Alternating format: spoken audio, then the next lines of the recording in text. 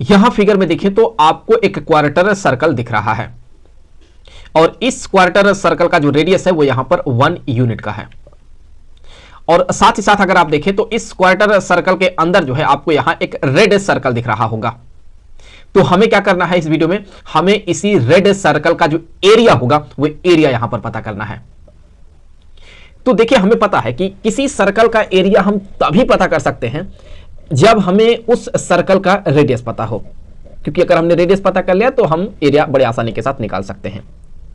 तो इसलिए हमें इसका एरिया पता करने से पहले हमें इस रेड सर्कल का रेडियस पता करना होगा। लेकिन हम इसका रेडियस और एरिया तो बाद में निकालेंगे, उससे पहले हमारी आपसे दो शिकायत है। पहली शिकायत तो यह है कि आप वीडियो को पूरा देख के निकल जा रहे हैं लेकिन वीडियो को लाइक नहीं कर रहे हैं, और दूसरी ये कि चैनल को तो आप लोग बिल्कुल भी सब्सक्राइब नहीं कर रहे हैं। जिस तरह से इस चैनल को ग्रो करना चाहिए उस तरह से ये ग्रो नहीं कर पा रहा है। मैं जितना मेहनत कर रहा हूं उस तरह से जो है ये चैनल ग्रो नहीं कर पा रहा है, क्योंकि आप लोग चैनल को सब्सक्राइब नहीं कर रहे हैं, वीडियो को लाइक नहीं कर रहे हैं और जो है वीडियो को शेयर नहीं कर रहे हैं। तो बेहतर होगा कि अगर आप अभी वीडियो को लाइक करके जो है चैनल को सब्सक्राइब कर लेते हैं, तो इससे क्या होगा कि हमें एक अलग तरीके का एनर्जी मिलेगा, हमें एक अलग तरीके का मोटिवेशन मिलेगा वीडियो बनाने का। तो मैं आपके लिए जो है, आपके बेहतर भविष्य के लिए जो है मैं और बेहतर से बेहतर यहां वीडियो बनाने का कोशिश करूंगा, और उससे जो है आपका जो है फ्यूचर जो है आपका ब्राइट होगा, आप जीवन में आगे बढ़ेंगे। तो आई होप कि चीजों को आप समझ पा रहे हैं। तो आप दोबारा शिकायत करने का मौका ना दें, आप अभी वीडियो को लाइक करके जो है चैनल को सब्सक्राइब कर लीजिए और हो सके तो फ्रेंड्स में भी शेयर कर दीजिए। तो चलिए वीडियो को स्टार्ट करते हैं और हम इस रेड सर्कल का यहाँ ये जो एरिया है ये एरिया पता करते हैं, और उससे पहले हमें इसका रेडियस पता करना होगा। तो उसके लिए यहां हमने कंसीडर कर लिया है कि ये हो गया सर्कल का सेंटर। चलिए इसको नाम दे देते हैं कि ये है O, सर्कल का ये सेंटर है O। हम क्या करेंगे, हम यहां पर जो है इसके सेंटर से जो है यहां पर जो है एक परपेंडिकुलर ड्रॉप करेंगे, यहां पर कुछ ऐसे, क्योंकि हमें सर्कल थ्योरम से पता है कि एक सर्कल का जो रेडियस होता है और उस सर्कल पर जो टैंजेंट होता है वो हमेशा एक दूसरे के परपेंडिकुलर होता है। तो ऑब्वियसली यहां पर जो है ये इसके साथ परपेंडिकुलर होगा, और ये क्या है, ये तो रेडियस है, R हो गया मान लेते हैं।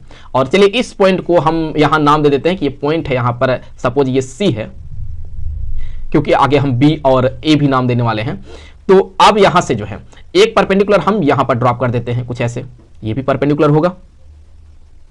तो चलिए यहां पर जो है ये इस पॉइंट को हम यहां नाम दे देते हैं कि ये पॉइंट है यहां A, और इस पॉइंट को यहां नाम दे देते हैं ये है पॉइंट B। और अगर हम यहां से इसको ऐसे मिला देते हैं तो ये क्या होगा, ये भी इसका रेडियस ही हो जाएगा R।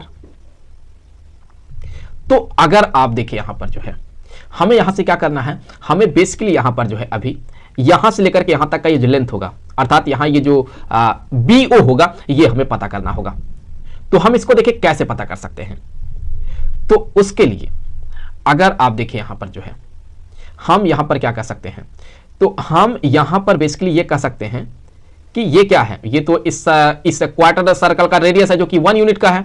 तो फिर यहां से लेकर के यहां तक का ये जो टोटल होगा लेंथ, ये क्या होगा, ये भी इस क्वार्टर सर्कल का रेडियस के बराबर 1 यूनिट के बराबर होगा।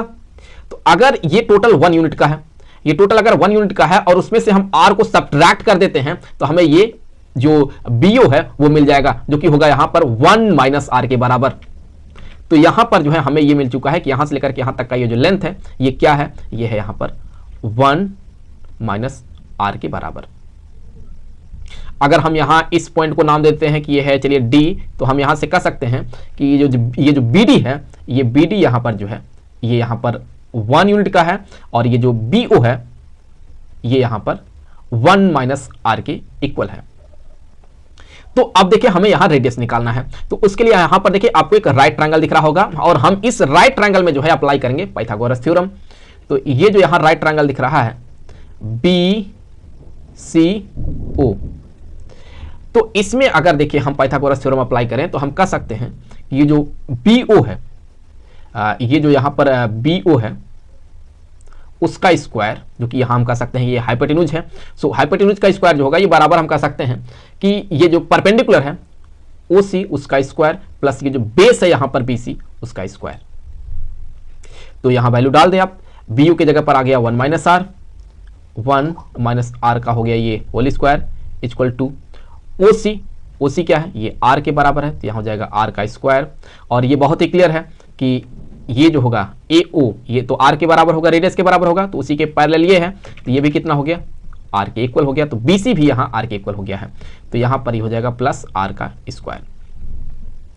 तो यहाँ से देख लिया, हम कह सकते हैं कि यहाँ अगर इसका एक्सपेंशन करें तो ये बनेगा यहाँ 1 plus R square minus 2R के बराबर, और ये बराबर हो गया यहाँ 2R स्क्वायर के। तो फिर अगर हम इसको इस साइड लाएंगे तो ये हो जाएगा यहाँ पर 1, यहाँ हो जाएगा प्लस R माइनस 2R, तो ये हो जाएगा minus R square minus 2R equal to 0। तो हम इसी को लिख सकते हैं कि हो जाएगा minus R square minus 2R plus 1 equal to 0। अगर हम पूरे इक्वेशन में माइनस को मल्टीप्लाई कर दें तो हो जाएगा R स्क्वायर प्लस 2R और ये माइनस 1 इक्वल टू हो गया 0। तो ये देखिए यहाँ पर जो है हमें एक क्वाड्रेटिक इक्वेशन मिला है, तो हम इसको सॉल्व करेंगे तो हमें यहाँ पर जो है रेडियस मिल जाएगा। तो चलिए इसको सॉल्व कर लेते हैं। यहां से अगर आप देखें तो हम कह सकते हैं A का जो वैल्यू होगा ये यहाँ पर 1 होगा, B का जो वैल्यू होगा वो यहाँ पर 2 होगा, और C का जो वैल्यू होगा वो यहाँ पर -1 होगा। तो यहाँ हम यूज करेंगे क्वाड्रेटिक फार्मूला।